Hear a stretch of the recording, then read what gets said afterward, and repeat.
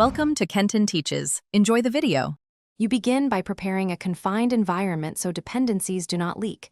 Create a venv and activate it. Install Python 3. 11 Plus and the framework you chose, for example Fast API for async speed or Flask for simplicity. Once done, scaffold routes, a basic app factory, and a requirements file. Make sure to initialize Git now and commit your working scaffold. This saves time and gives you a rollback point. You will iterate from this reproducible baseline.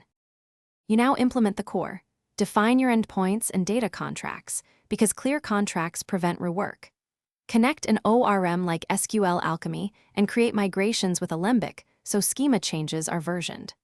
Once data is reliable, add caching with Redis and background processing via Celery or RQ to keep requests fast.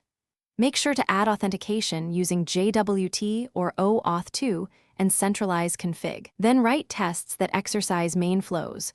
Automated tests catch regressions before deployment. You finalize by containerizing the app and wiring up continuous integration so builds are repeatable. Push images to a registry and deploy with health checks. Once live, add structured logging, metrics, and alerts so you know when performance slips. Run load tests and configure graceful shutdowns to avoid losing requests.